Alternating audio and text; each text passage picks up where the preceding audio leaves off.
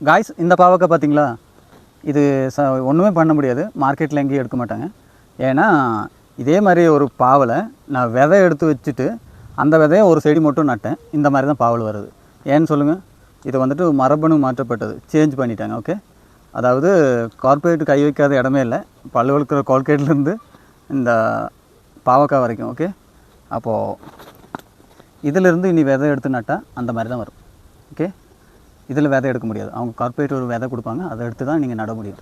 இது எப்போ சேஞ்ச் ஆனதுன்னா ஒரு 10-15 வருஷத்துக்கு முன்னாடி இந்த மாதிரி நாட்டுப்பாவல் இருக்கும், அதில் ஒரு விதை எடுத்துகிட்டு அடுத்த வருஷத்துக்கு அப்படியே யூஸ் பண்ணுவாங்க.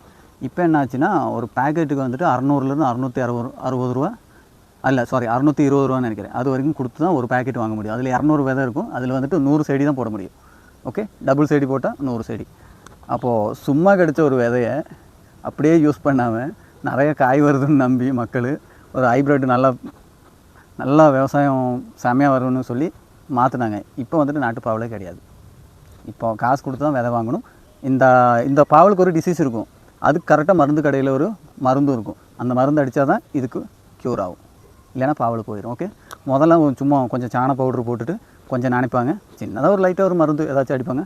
ஆனால் அப்படி இருக்கும் பாவல். இப்போ அப்படி இல்லை, மருந்து நீங்கள் நட்டிலேருந்து பந்தல் க்ளோஸ் பண்ணுற வரைக்கும் ஒரு 50 மருந்தாவது அடிக்கணும். என்னெல்லாம் மருந்தோட பேரெல்லாம் சொன்னால் நீங்கள் தலை சுற்றிடுவீங்க, அந்த அளவுக்கு மருந்து, எல்லாம் பாய்சன் தான். ஆனால் ஒயிட் பாவலை கம்பேர் பண்ணும்போது இது கொஞ்சம் பரவாயில்ல, பச்சைக்கு கொஞ்சம் இதுவும் மரபணு மாற்றப்பட்டது தான்.